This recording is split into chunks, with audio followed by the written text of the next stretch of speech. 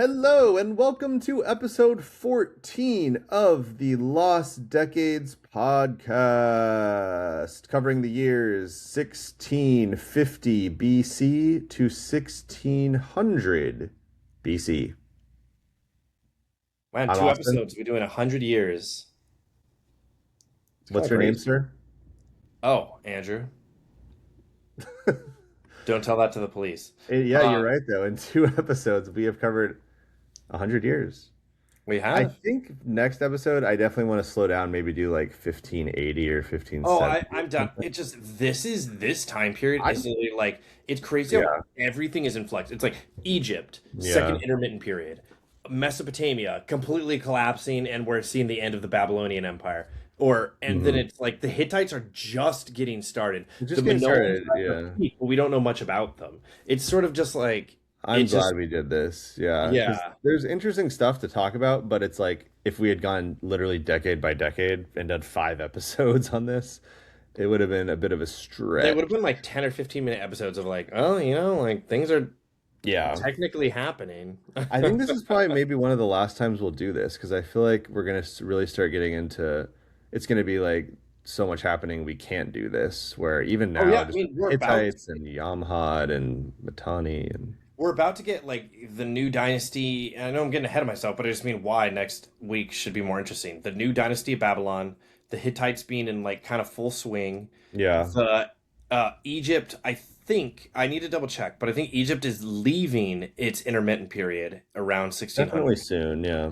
Um, Yeah. and there's just a lot happening.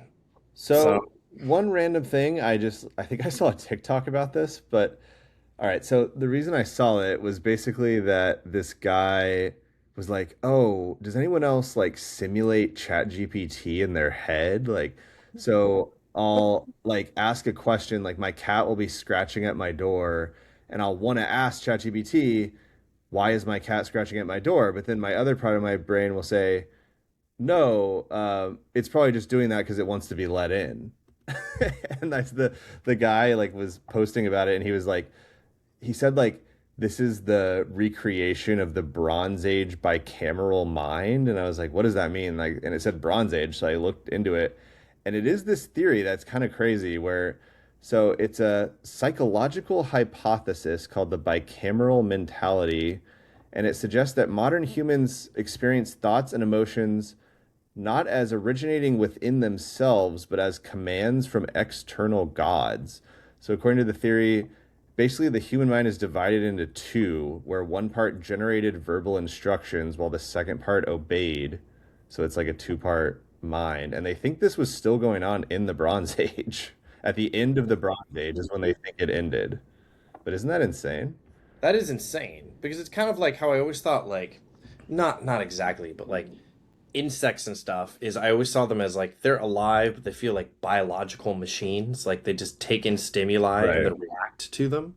They don't feel like, and the only reason I'm bringing that It's up like is it's a sort of like well, your bacteria. body isn't your own. It's just the God sending instructions and then your brain reacting to the instructions sent from God, which just is Mhm. so interesting to think about. And then it kind of made that joke funnier because then that's kind of what this guy's doing with AI, where he's like, he's just replacing like thinking, like being like, I wonder why this is happening, and then you realizing, oh, my cat wants to be let in, but he's replacing the second part with, that's what Chat GPT would normally tell me, which is extremely scary.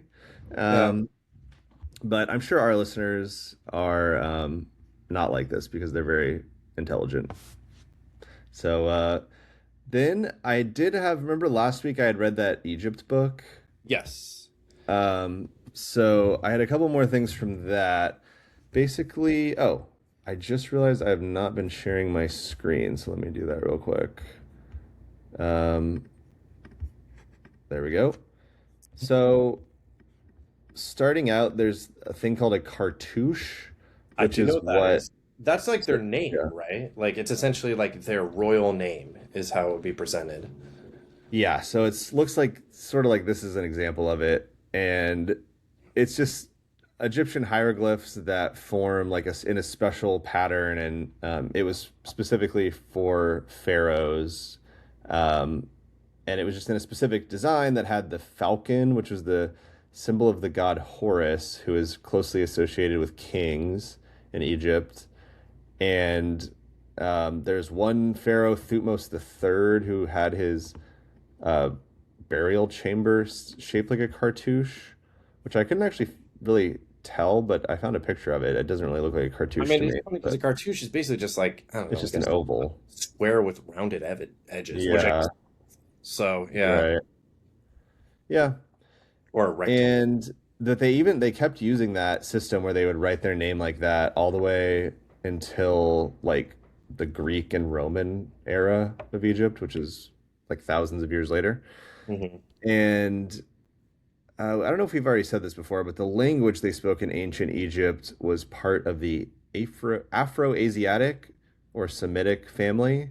So the other languages in that were Hebrew, Arabic, the Berber languages of North Africa, and several other African languages. And sometimes the Egyptian gods would fuse together. So the most popular example was Amun and Ra. Yeah, They Amun fused Ra. together to be Amun Ra.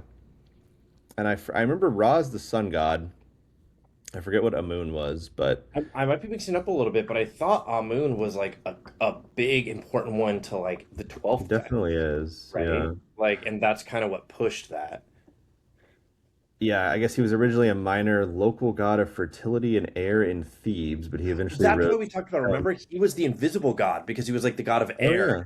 He was like always watching. Yeah, sorry, it's been a little bit. I almost forgot. No, So, but that kind of makes sense. It's like he's air and then Ra is like the sun, and they kind of fused into like this crazy like super god.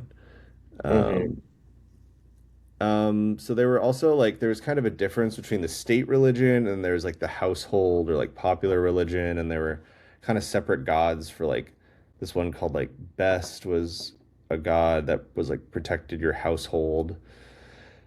There's a famous myth where it was Osiris, Isis, and Horus, and Hmm. basically the story was like Osiris gets killed. I have it in this book. Maybe I'll just read it really quick. But basically, um, Osiris was married to his sister Isis. He was the first king of Egypt, and he, brought his people out of savagery and taught them the arts of civilization.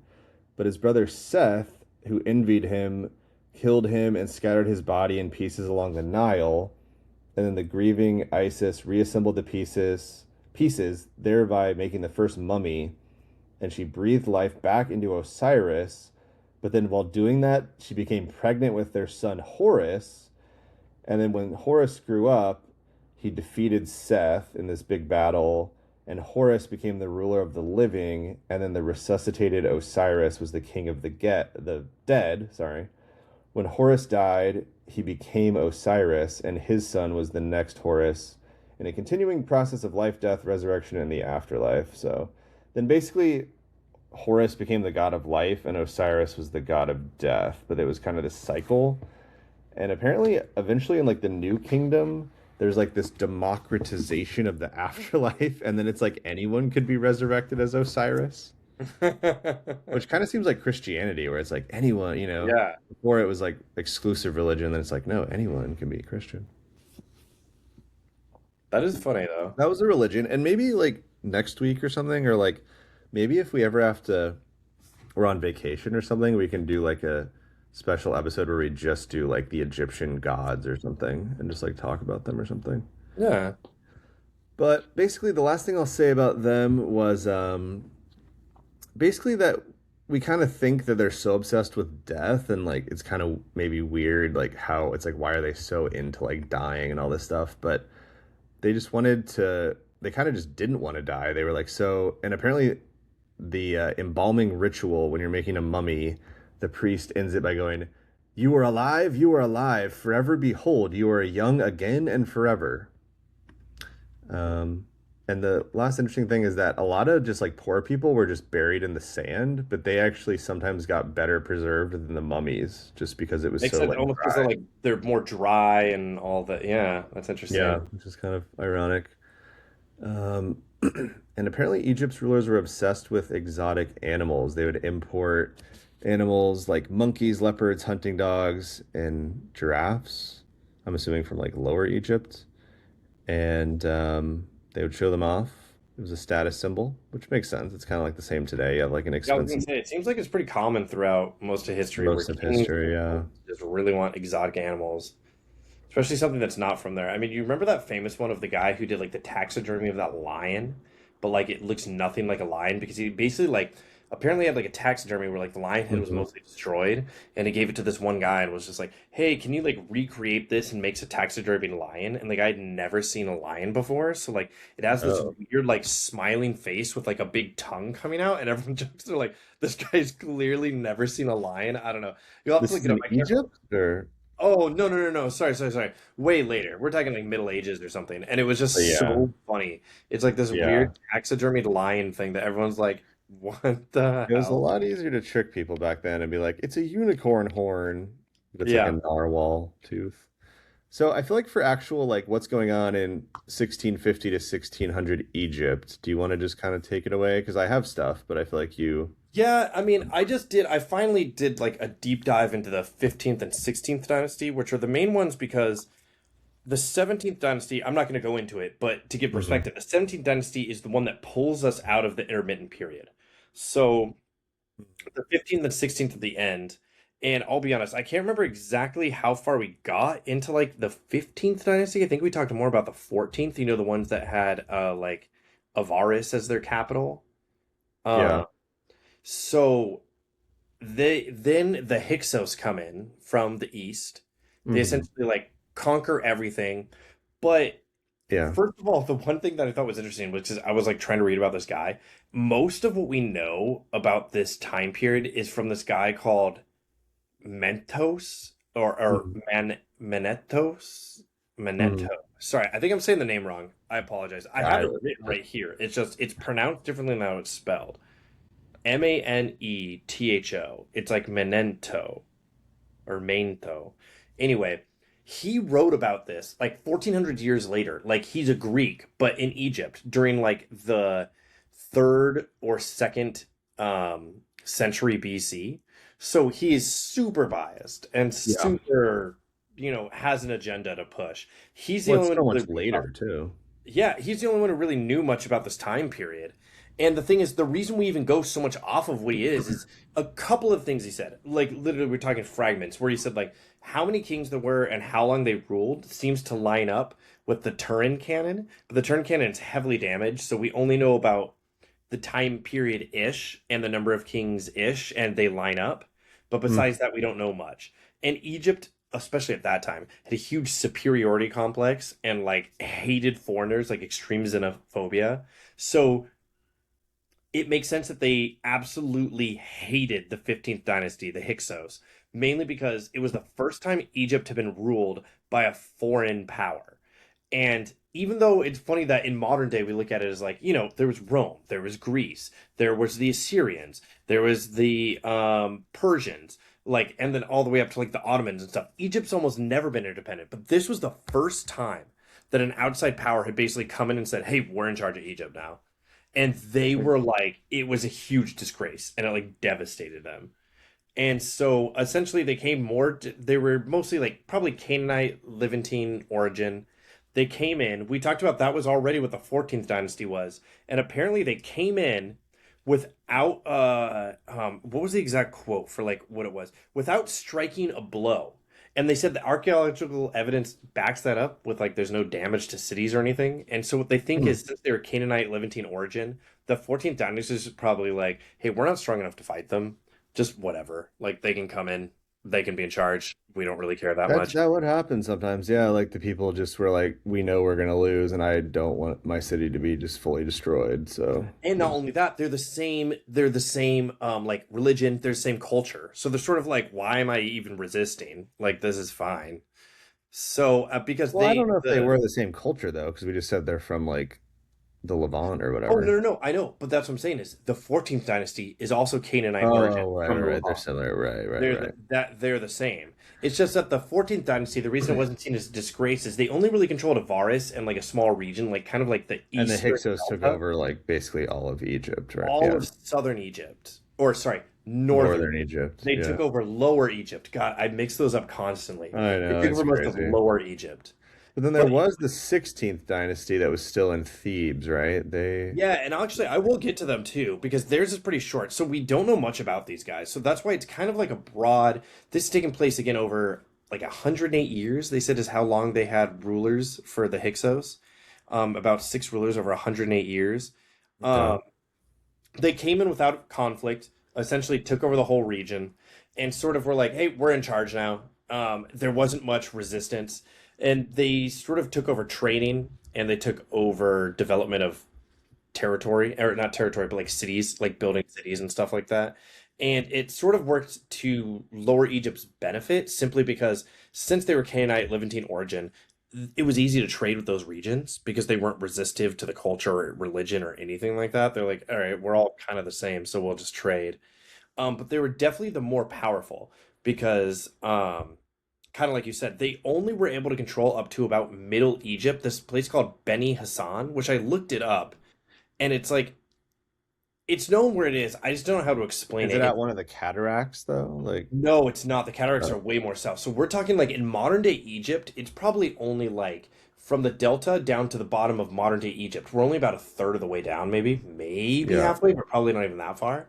About a third of the way Okay. down. It's an area where there's a lot of buried kings and stuff like that. Yeah. And yeah. And so we only know of one of the kings from that region. But they grew very rich. They grew very prosperous from trade. In fact, what I thought was interesting, because we've talked about them, they said they were so big that they started giving gifts to other foreign rulers. So they said there's 15th dynasty like gifts. Like they didn't go into too many details, like pottery, different things, like cups and stuff stamped with the cartouche of the 15th dynasty found in Hattusa, the capital of the Hittite Empire, and the Minoans, all the way over there, and down in Nubia. And so it's just very interesting that they were able to kind of spread it so far. They were the closest thing that we got to someone ruling all of Egypt during this period, but they didn't rule all of Egypt. And one of the main reasons is like the 16th dynasty, like we talked about. The 16th dynasty controlled Thebes, basically central Egypt, and that was it. And the reason I'm going into that is it seemed like the 15th dynasty was like, yeah, actually, towards the end, they started being like, we're kind of rulers of all Egypt. They kind of showed their ambition, like, we're going to rule all of Egypt. They didn't really want to go after Thebes, not because they were scared. Thebes was so weak, but it was a nice buffer between them and Nubia, and they were kind of scared of Nubia, about Nubia coming in. And so they're sort of like, yeah, we're basically all of Egypt, like, like we're there, like it's fine. Um, And maybe it's good, like, if you're giving the old dynasty kind of like its area, and you're like, okay, we'll have this whole area, but we'll kind of let them exist. Whereas, like, even if they had conquered them, maybe there would be like internal rebellion or something. Yeah, and I mean, it ended up biting them in the butt because while the 16th dynasty controlled Thebes and just some small surrounding areas, they never really controlled much. The 17th dynasty came out of Thebes as well. So we'll get into that next episode, or maybe not next episode. I need to look at exactly when the 17th took over. I just Soon. really wanted to take Yeah. this time to go into both. So, Really? because the 16th dynasty is essentially just centered around Thebes, and what was so funny is the rulers at the time essentially just put themselves as we rule Thebes, like we're in charge of Thebes. They didn't no mention of Lower and Upper Egypt, just sort of we rule Thebes and the surrounding area. And even at that, they struggled. There was like famine and there was constant raids from the Hyksos. And what I thought was interesting was there's scholarly debate with Egyptologists about whether I don't know, did they whether the 16th dynasty is just a reforming of the 13th dynasty, kind of reforming into a new dynasty, saying, "Hey, we're the same people. We need to restructure ourselves better because we're losing the Hyksos." Or were they people who fled the Hyksos and said, "Hey, we're nobles from that, you 14th? know, the 13th, the original I ones thought that the 14th followed the were 12." I thought the 14th were the ones that were in like Avaris and No, you're everything. right. That's what I'm saying. The 13th, 1-3. Okay. Yeah. The 13th dynasty was the ones who controlled essentially Upper Egypt, which is in the Yeah. south. Um, they're saying that they think what happened was as the Hyksos came in and kind of took over, that the 13th dynasty might have Fled rebranded itself. south. Yeah, I think that is what happened. Yeah, that's my. Well, they're saying that's where people disagree. They say some people think the 13th dynasty kind of fled south and rebranded itself. Other people think it was just a local family that controlled Thebes that sort of took power and said, "Hey, we're in charge now." Yeah, And other people think that it wasn't even that. They think that they were just vassals. Some people think it's not the common consensus, but that they were vassals of the Hyksos. And they sort of were just like, yeah, we're not fully independent, but we maintained some sort of autonomy. And they just gave money to the Hyksos to leave them alone. Um, yeah, but no, the only thing that's really known is they're cut off. The south is controlled by the Nubians, and they have all the gold. They have all of the power of the Nile, basically to the south.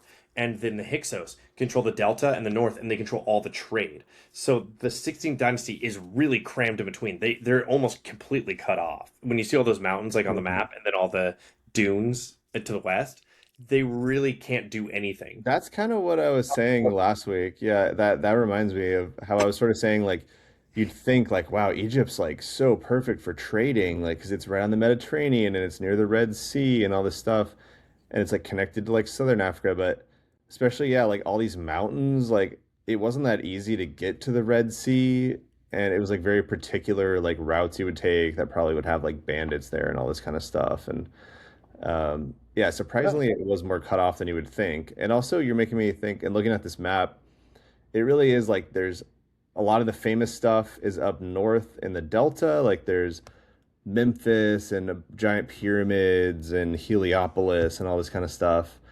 And then in the middle, there's really not that much. There's a couple Yeah. places. And then once you get down near Thebes, that's where you have the Valley of the Kings Well, again, and the 16th Luxor. dynasty controlled Thebes, but that was kind of it. That they couldn't project their power outside of the city that much, which is kind of funny to think about. Yeah. Yeah, we see them as a whole dynasty, which I'm not trying to take anything away from them, but they basically just controlled Thebes. That was kind of the Right. extent of it.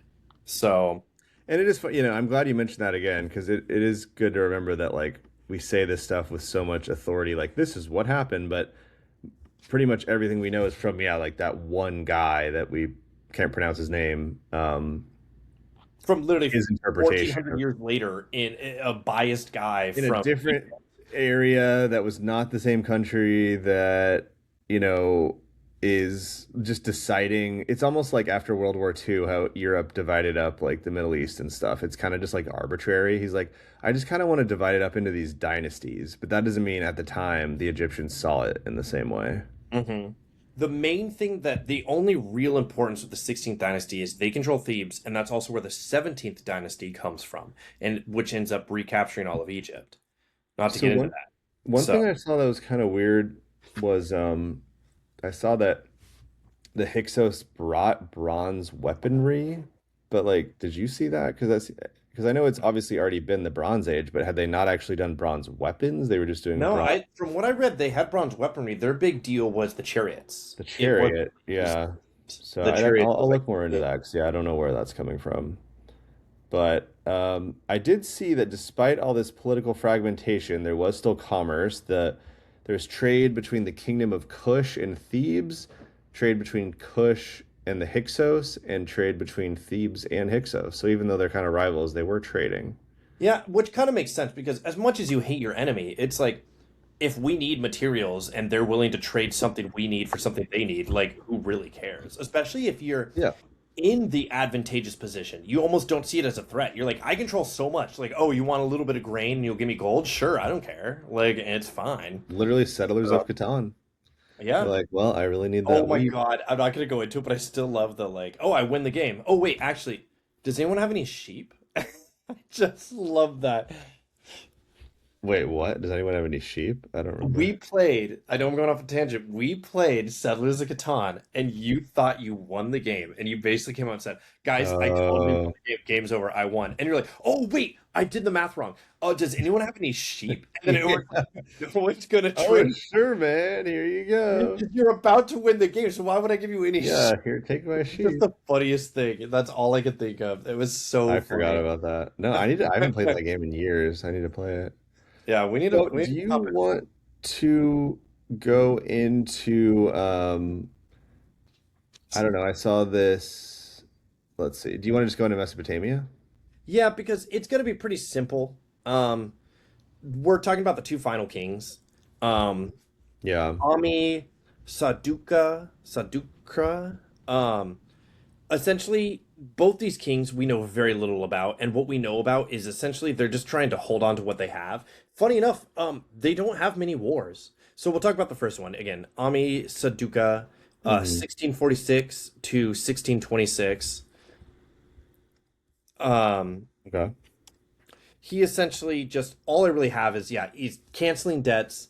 He has a decree of justice and equality. It's one of the things that makes that stand out is his justice decree is one of the few surviving things that's like almost completely intact. But it's funny how there's not anything special about what he did. It was just more that he has a lot of stuff that survived to today that's very well preserved. And so we remember him just for that, more or less. Um, but he was mostly just doing dedications to the gods, trying to hold the territory, but without really any wars, and just focusing on economic prosperity as much as he could as the territory continued to shrink and continued to shrink. And then, And then was his son, or was the next guy yeah, Samsu Ditana? yes, the one who is, and again, he's the one who loses Babylon to the Hittites. But that Um, doesn't happen until 1595. Yeah, so we can. I definitely want to go into that more next episode. Yeah, I definitely just save it wanted for to make next it episode. clear But that he is the last one. it's like, So, it's like in a movie, if you gotta foreshadow that something bad's gonna happen, and then you're getting nervous about it. It's like you gotta know, oh, the Hittites are coming, so that you can feel, you gotta appreciate that Babylon is still here right now. what I It thought was hasn't. funny too is, and I wrote it down just because I was.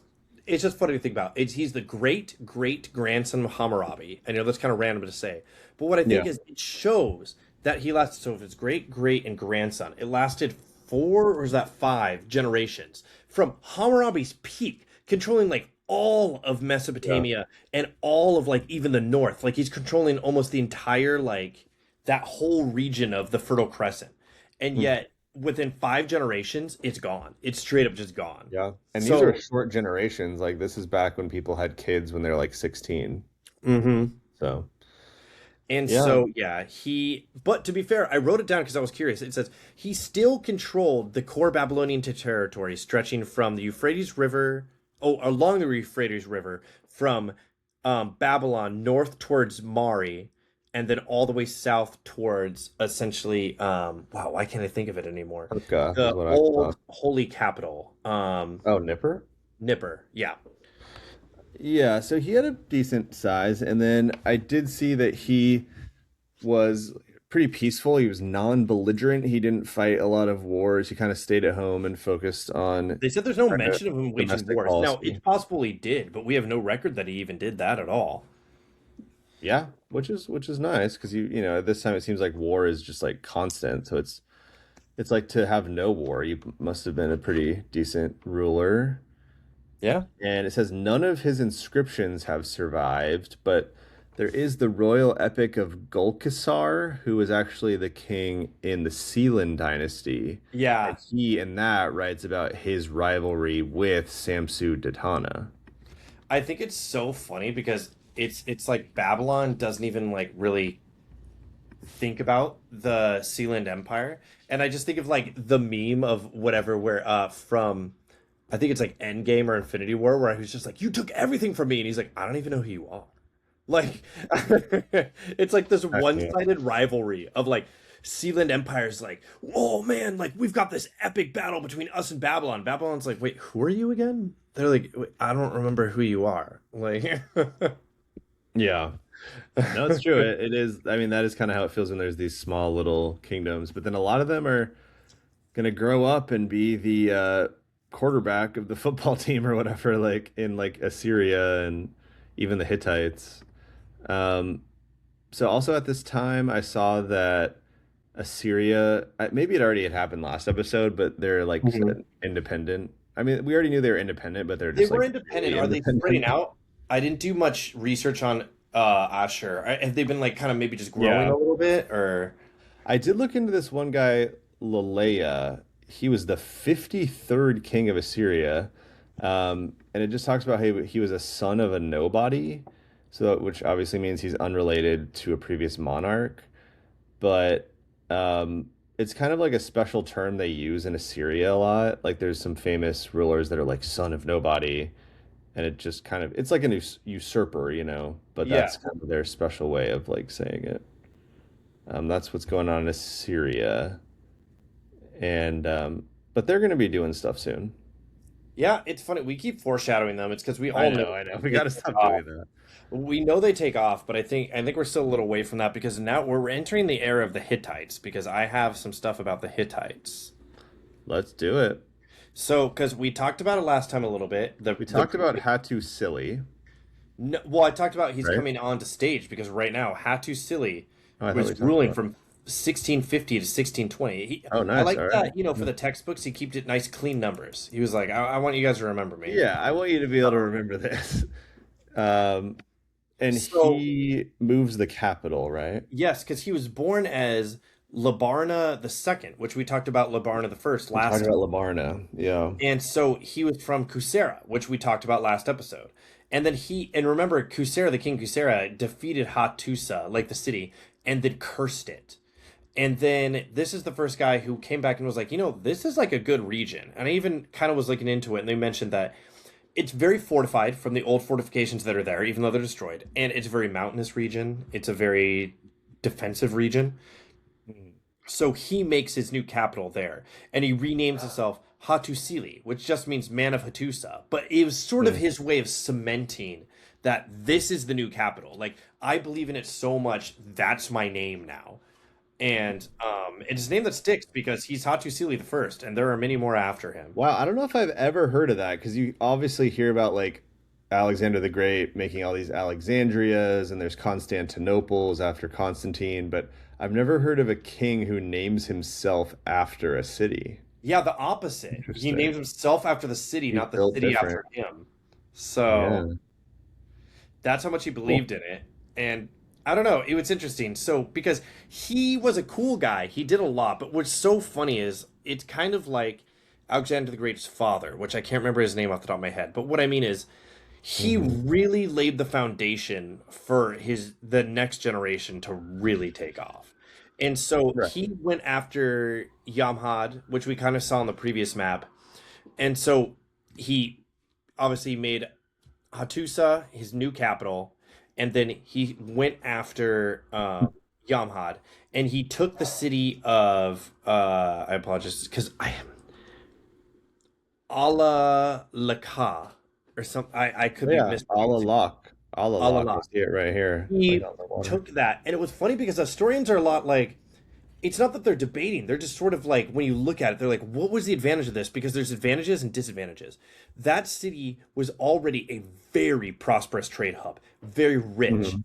a lot of noble families and all this stuff. So they're like, well, you're giving out all that money by completely destroying the city. It seems like you're losing out on this money, all this free labor, all this free cash.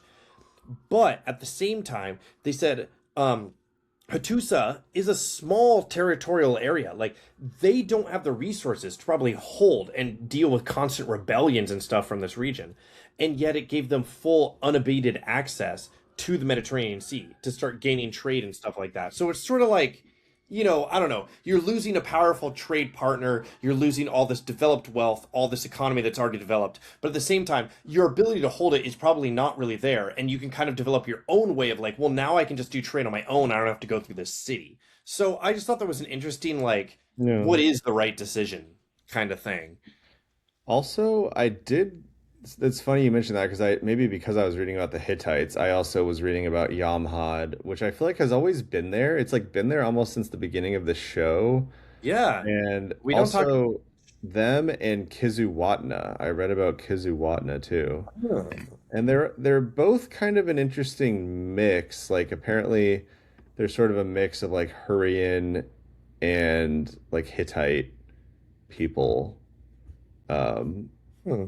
but yeah, again, there's not much we know about them, but they're a classic. Like they've been kind of steady throughout this whole time, like pretty independent, doing their thing, and they're starting to show up in history now. Yeah. No, it's What? interesting because Yamad has played a big role. Like when we talked about Mari and stuff too, they were involved. So, when it comes to Hattusili, he destroyed the city, and his goal was to go on and take over all of Yamhad. But as what happens with a lot of these empires, he was away from home too long, and there was a lot of infighting and civil wars happening at home, so he had to immediately return back. And he was very frustrated about that because his goal was to take over essentially all of Syria, or at least northern Syria. And but his entire family, including all his children, sort of rebelled against him. Assassination plots. He even came back apparently to the Hound wounded, and so everyone was constantly vying, like, "Oh, we're gonna take over. This guy's gonna take over." His wife, his mother, his daughter, his three sons were all just fighting over who gets what. And Wow. then what's impressive, it was something that I thought was funny, was one of the videos I was like listening to, they were like, if you looked at this from the perspective of not knowing what happens next, and then that he picks, because of all this craziness going on, he picks his grandson, someone who wasn't involved in the treachery, but someone who's still like a teenager at the time. Yeah. And he basically says, "You're taking over my empire. That's what I want." 9 times out of 10, you're like, "Oh, this empire is collapsing." You're kidding me. All the sons got passed over for the grandson. Everyone's trying to murder the dad. What chance does this teenage boy have of controlling this empire? Yeah. But he was the one in a million, as his name is Mercilli the First. Mhm. He, they don't really know how. Again, we don't know much about these guys, but he got a grip on control, and he became a very impressive monarch. From Yeah, so I feel like yeah, he's going to be the main character of next episode because he's going to come on down into the valley and cause a mess, cause a bit of a yeah, no, mess. because I won't go into his Babylon conquest, but even before that, he deserves some credit because he goes back in. Because one of the things is when they were losing control of Syria when all the infighting was happening. So he goes back down and basically says, "No, northern Syria is ours." He completely destroys Yamhad and their capital, Aleppo. And it's sort of just like, no, no, no, no, no, no. I'm going to finish what my grandfather started. And this is our territory. And we're the Hittites. And again, I thought it was so funny is that we call them Hittites in the modern sense. They still called themselves the name of the city. Like, what kind of people were you? They're Hattusa, the Hattusa people. That's what they called themselves. It was the same name as the thing. But it's funny how I know it's a very similar name, but I still thought that was funny that in modern day we call them the Hittites, but Yeah, they called themselves the Hattusa. But he right. captured them, and then again, slight spoilers, but he goes on a long march about 1,200 miles down the Hmm, Euphrates River to another city we've heard of. But we can cover that next time. interesting. And Okay. yeah. So then does that mean you want to talk about Poverty Point? Yeah, I'd like to go into a little bit of Poverty Point. It's where I grew up. Not really, actually. I was trying to make that joke, but I I'm realized that from would the confuse mean people. streets of Poverty Point. I'm from the mean streets of Poverty Point. You know me. My first teacher So, was known as the Streets. Um, wow. but anyway, Tell us, Poverty Point. Yes, what I'm are they? glad you have What that. does that Wait, no, no, mean? no, no. That previous picture was awesome. That Yeah, that one. I get it's a little like small, but it's really cool because that's essentially what Poverty Point is right now. At least well, sorry. That's what the mounds are right now, and that's what we assume that it yeah. looks like. So where So is it? it is in the lower Mississippi Valley, predominantly northeastern Louisiana. And what I thought was so interesting and why I got so fascinated by this is a hunter-gatherer pre-agricultural society. There is no agriculture. All the people who lived here are literally just hunter-gatherers. Now, it doesn't mean they roamed. They think a portion of these people probably lived here year-round, whereas others did move, but they literally just living off the land. They're not growing their own food. There just happens to be a lot of nuts. There's a lot of wild grasses. There's a lot of fish. Yeah. There's a lot of wild game in this area that they can just survive. I And know that seems like the yeah, ideal like lifestyle is like kind of a hybrid hunter-gatherer slight agriculture where it's almost like over time you would just naturally like kind of plant things that you want to eat, but you're not growing like giant fields of wheat or something, but you just like yeah, have and then you're actually having a better diet. That's the weird thing is like the hunter-gatherers had a much better diet than the agricultural people that we're true. talking about. Because it's actually varied. Agriculture leads you Yeah. to, it's not stagnate technologically or societally, but it causes you to stagnate in terms of like nutrition Your because you rely diet. so much Yeah. on a couple crops to feed you. Agriculture is a weird trap where it's like you can kind of see how a lot of them would start like for whatever reason they maybe things are bad, so like, all right, we got to just stay in one place, everything's messed up, so we're going to stay here and try to grow stuff. Because that's the thing I've learned is before agriculture, like the agricultural revolution or whatever, like when Yeah. everyone's really started farming, people knew about agriculture before that. They just would choose not to really do it. But then at some point they changed their mind. But then it's like once their population would grow to a certain size, you can't go back. You can't, the area can't support that many people anymore. And you start losing the like knowledge of like all the local like plants and everything because you're more focused It on is like funny though too how that farming. leads to more traditional hierarchical societies because they talk about it this time. It's possible there was, but they don't really think there was any sort of hierarchical society because You everyone's don't just really need it. and building on their own. There's not like a Yeah. build type people. There's not a guy who makes clothes. There's not a guy who grows food. So because of that, you don't need a central bureaucracy, and there's not really a guy who's king.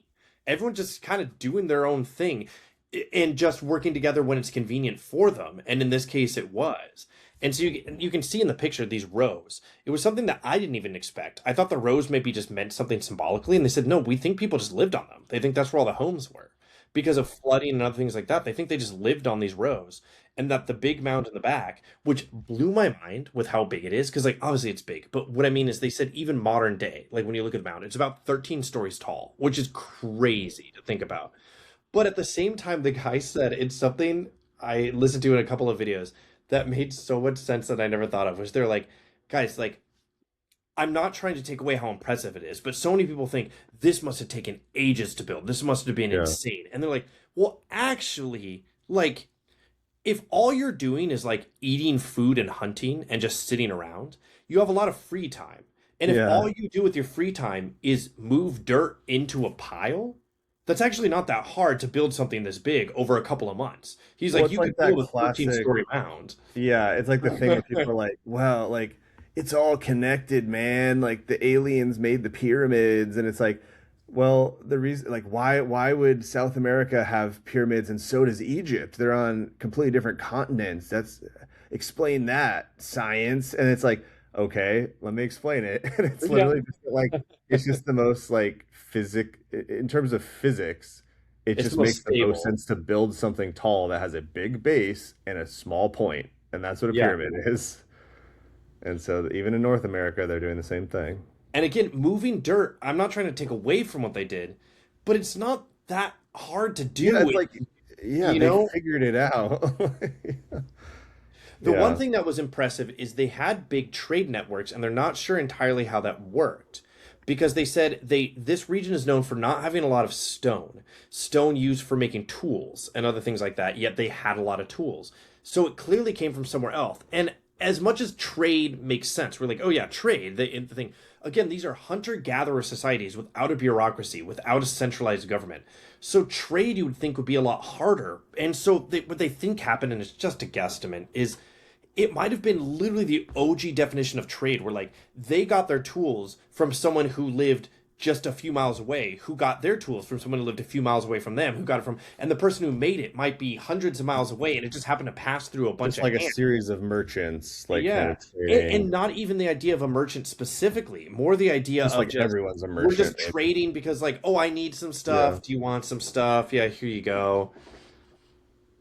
I mean, I feel like it's probably not as romantic as like you imagine, but it really does seem like to me, especially like that just seems so like that seems like what the Garden of Eden would be is Yeah. like you're in this like, that area of the United States is really nice. It gets kind of humid and stuff, but so you're walking around, you have like a variety of natural like food and animals like deer and stuff and it's like, yeah, that's all like it really is the classic kind of like we make everything so complicated, but that's really like why can't everyone just that could just be life? Is like you're just Yeah. that's your life. There's no reason to have a war. It's like, okay, like, after the population gets so big, but even then it's like think about how big America is. It's like you think we could spread out enough that it's like, Yeah. okay, I'll take this little Which area. ironically is what they did. They talked about when it got too big, Yeah. someone would just move down like half a dozen miles and just be like, I'm gonna build a new mound here. And then other people would be like, oh yeah, Mm, you're right, it's a little crowded over there. I'll just live with you. Like we'll just build mounds over here. yeah. Because that's the other thing is Poverty Point was kind of the center of it, not the physical center, but like the cultural center, and it sort of spread out from there to other regions in the Mississippi Valley, which I thought was really cool too. Yeah. Well, cool. Now maybe it feels like we're really getting to the point where we can actually talk about the rest of the world now. Like, because I'm going to say a little bit about China and like now we can act, because I Well, think that's before I one move thing away, that we, something I thought was interesting is they said at yeah. this time period they did have primitive ovens where they would use fires Hmm. to heat up a bunch of rocks and stuff like that, and they would leave the rocks in there to maintain the fire because they kept finding these like clay balls that were hardened. And what they think it was they threw a bunch of clay balls into the pits and they would light it on fire to get these clay balls very, very, very hot. And then they could throw food in there and they didn't have to constantly maintain the fire. The clay balls would kind of cook the food. Very That's primitive, but it interesting. works. It makes sense, you know? And then the clay Yeah. balls that were kind of too crusty and old to use, they threw them in with the mounds to help build it up easier. They didn't have to move the dirt. They just threw in some clay. And this is what I Yeah. thought was so dumb. You know, like old archaeologists and stuff, they talked about in like the late 1800s someone found this stuff and they literally thought the clay balls that the Native Americans at the time were just too dumb and that they ate the clay balls as food. They must have thought they were food because they found them in like ovens and stuff, that they're like, oh, I bet they called them like the clay eating people, and no one even thought about how would they have survived eating clay. That doesn't make any That sense. doesn't make any sense. But Yeah. they were so about, almost racism and stuff, the I mean, superiority. 100%. Like, oh, Yeah. they're so dumb. They're dumb Native Americans. They just ate clay because that's what they want. And then when you look back on it, you're like, you Yeah. guys are ridiculous. They were not eating clay. That So, is one thing that the more I read about, not even just like the Bronze Age people, but even like the Neolithic people and all like ancient humans, is like if you took the average just like hunter-gatherer, let's say from wherever, and put them in like compared them to like a modern human, just like the average like yeah, American, let's say, it's like in terms of, I mean, this sounds kind of obvious, but especially if you're considering like just survival, like if you just had them out on like Survivor or whatever show, it's yeah, like it's so extreme how different, like how much better the basically the Neolithic person would be than like the average person now, just in terms of like knowing how to do things, like understanding how to like make a fire and cook food and like yeah. understanding all the properties of all these plants, and they had all this free time to like explore everything. And now I feel like so many people now, it's like they're so oblivious to everything that's going on, they and just like they don't know how to cook, they don't know what's in their food, we're just so Yeah, disconnected from like nature and everything. I agree. Yeah. It's It's interesting. interesting. We look But down on it's almost the opposite, where it's almost like ancient people were like superior to us now. Like we're I like mean, it kind weaker. of tracks too when we're so dependent. And I'm not even trying to like make some sort of societal claim, but like, we're more Yeah, dependent on technology where they literally lived off the land because that was all they knew. So, right. You had to be stronger to survive back then. You couldn't be yeah. like a weakling. You Um, said you had a little bit about China. barely. Yeah, the reason I had Oh, this picture of this bronze I like tea something, teacup or whatever, that is tea actually really kettle. cool. I would love something like that. I It don't looks even really know. cool. Yeah, it was just saying, I Cool. read somewhere that around this time, people in China were casting bronze in a way that no one else did. And I don't fully understand it, but it was called like piece mold. And instead of other places, they're doing lost wax method. Maybe, I don't know, maybe I'll look into this for next week. But in China, they made clay molds in sections and assembled them around a core. And this allowed them to create enormous ritual vessels covered in incredibly detailed designs. That is really Uh, cool. I mean, what I thought yeah. was interesting about this time period in China is the only reason we know much about it is because, wait, did we talk about this last time? Sorry, whatever. I'll The go. Anyway. Oh, the bones. We did talk about the Oh, bones yeah, last I won't week. go into it again then. Sorry, I just thought that's No, so it is interesting. interesting. Yeah, the bone, because it was like they had the bone shamans, or I forget what Well, they're and they also just it came from in more modern times. People were just taking bones and grinding it into soup because they thought it healed you. They thought it was dragon bones. right. And they found out way later. Someone's like, there's like writing that almost Writing on the Chinese written on all bones. these bones. Like, Yeah. what's going on with that? Like, so Well, that's kind of all I had about China, honestly, but I did have that's just a fair. couple of kind of like just random thoughts. Basically, fun facts to wrap up the episode, let's say. So basically, donkeys were very popular for international trade. They were kind of like the go-to animal for trading, which kind of makes sense. They're very hardy Mhm. creatures. And yeah, apparently by 1650 BC, thousands of donkeys were moving goods across the Near East. Um, there were contracts, partnerships, loans, and insurance-like arrangements. Interesting. Crazy to think about. It makes sense though. It's like, oh hey, like I'm gonna travel from like Avarna or Avaris or whatever in Egypt to Babylon, and like there's a war going on in Yamhad, so I'm worried my stuff's gonna get, attacked. So you make some deal with some merchant in like Avaris, and you're like, okay, if my stuff gets destroyed, then I'll pay you like this amount of gold so that like Which makes sense the because life again, will it's get a numbers ruined. game where if he does it for 100 people and only two people have lose their stuff, you're still making money. So, Yeah, it's just the same system, yeah. And there's a city in Syria, which is, I guess, kind of what I was saying, like Yamhad, that general yeah, area, had the world's largest library at this point. interesting. So actually, I think this map right here is from when I was looking into the Kuzawa, which are basically right here. It's kind of like this. It's funny you see kind of like this little plains area right It's this along. little plains area, and apparently their name Kuzara means like other side of the mountains, because there is those mountains, and then they're kind of in this valley. Yeah, it's a nice little spot they've got there. Hmm. Um, Geography is interesting. and let's see. There's something about Ebla. It was just that. Um, oh, I think that's actually the city. Sorry, where this library was. It had tens of thousands of clay tablets with treaties, inventories, diplomatic letters, school exercises.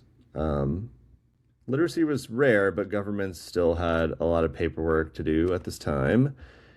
And again, I've been saying this, but I had it, it's just I did confirm that this was around the same time that there are these Indo-European groups that are spreading around Eurasia, and it's kind of just saying that you could travel from like Ireland all the way to northern India, and you would see a lot of languages that are like more closely related than they are today. Like they were still kind of more similar back then because they were We just got to now like talk about spreading out. Hattusa and stuff had some of the earliest written Indo-European languages that are written Yeah. down at least. So, That's what's kind of interesting to think about is like just in terms of us personally, like who really knows, but like in terms of someone that we might vaguely be related to, it would be more like the Hittites than like anyone else we've talked about. true. No, I agree. It's kind of cool. Um, yeah.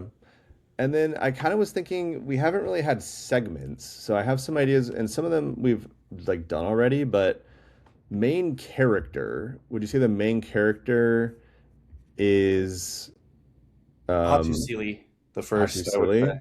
Yeah, of all the I people, guess he would so. stick out the most. Where Egypt's got the Yeah. intermittent period, um, Because the only Mesopotamia. other thing I was gonna say was Samsu Ditani, but he's really just famous for being the last one and like falling. Yeah, and he's not really that if you're famous for He's not being really like the famous one who here. lost the empire, Yeah. like I don't know if that's really like That's not really that cool. that's not really main character energy, if you will. Yeah, that's true. He's like an NPC. He is an NPC, right? So does that mean so then another segment would be like main character, but it's like what state is like the main character? I guess it's The the Hittites. rise of the Hittites is still, I know it's Yeah. the same thing. It seems like an easy cop out, but that's literally what we're seeing. The Hittites are going to 'Cause, be yeah, Hattusili and Mitanni or whatever his name is, they are kind of or Mersili, they are very like Sargon of Akkad. They remind me of him or like oh well. Speaking of that, Hammurabi. Marsili or whatever is the first one since Sargon of Akkad to bring an army across the Euphrates River and then attack a foreign land. Oh wow, So good for him. And that was a long no, I time just ago. mean it's a funny that you No, I mentioned. know that is a funny. Like, Yeah, it's the repetition of history. And then another thing I was thinking, well, I guess the biggest loser in this week would be like probably Babylon, even though they haven't quite Babylon. I know fallen we yet. didn't talk about it. But like he's he's set up. So if we didn't say Babylon, it would be whoever is in charge of Yamhad because Yamhad gets completely destroyed. So Okay. Yeah, so maybe them, but it's like Babylon, even if the Hittites hadn't attacked, it's like they're essentially a corpse and like vultures are circling them. It's yeah, like about where they're at. And then another thing I thought was interesting we could do is like question of the week or like mystery of the week, where it's just like what's something that you're just wondering, like you just want to know, like do you have anything? not really this time, but now that you mentioned it, Yeah. I can think about it for next time. Yeah, I'm trying to think. I mean, for me, it's always just vaguely like I want to just go and see it. Like I just want to go and I'm just curious about like what it looked like and the general vibe, you know. I just want to know like Well, that's why I'm what excited would it next time. really be like to be in just like hanging out in like a Hittite city Yeah. like on a regular I mean, day. I was looking at, yeah, I think it was like a TikTok or something you sent me the other day that was like renditions of old cities, like what they look like versus what they look like now. And one of them was Hattusa. And I was like, that's really cool. Hmm, cool. So, That is honestly one thing I like about, I guess, like TikTok and stuff is I feel like it does expose me sometimes to more obscure like civilizations, kind of what we're talking about that you don't normally hear about, where they'll, especially in those compilations where it's like these 10 civilizations and I don't know, I feel like people kind of like us where we're a little bit getting tired of hearing about the same old like Babylon and Egypt and hmm whatever, and it's kind of more fun to learn about places because it feels more like it's like a mysterious civilization that we didn't, because we are legitimately finding out new information. That's the other thing is we know a lot more about these like Hittites than when we were kids. We didn't know a lot of this stuff. It hadn't been like excavated and yeah, everything. a So, lot of this stuff was new. mm-hmm. All right. Do you have any other ideas for like segments we could do in the future? No, but I can think about it. I feel like the best segments kind of evolve naturally. It's like, okay, Yeah. like I listened to this one movie podcast and like after years and years they eventually had a segment that they sometimes do called like film court where they'll like read an email and it's kind of like they're judging like is it okay to check my phone during a movie if my it's my hmm first time leaving my baby by themselves and I'm nervous and I want to like check the baby monitor, you know, like something where you can see both sides. So Yeah. anyway, I think we'll slowly, probably once we get more into like easier to understand history, like the Greeks and stuff, we could have like, I don't know, philosophy corner or something. I don't know. Not against it. Or even just like, oh, Greek version of history. That's history we talked about, and now we can see how the Greeks interpret it. So, Ooh, a different angle. Yeah, that would be yeah. cool. I love when that, I feel like we've already done that a couple times where I'll at least mention like this is how I think I had something like that from this week somewhere, but it was like this is how the Hittites wrote about it and this is how the Babylons. Oh, I do have that. So Mm. in the Chronicle of Early Kings, which is the Babylon record where we've been getting a lot of this information, it just says at the time of Samsu Datana, the Hittites marched against Akkad. So that just means when the Hittites took over Akkad, whatever, Yeah. Mesopotamia. But then the way that the Hittites wrote it, it's from the Edict of Telepinu. It says, subsequently, he marched to Babylon and he destroyed Babylon and defeated the Hurrian troops and brought captives and possessions of Babylon to Hattusa. Yeah. So anyway, it's always fun to just read both sides, It is. how they wrote about it. I like that.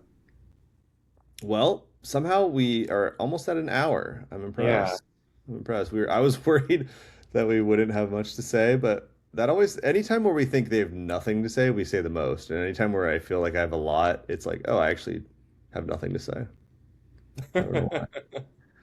Well, much like Kuzara and a lot of these random places, they were.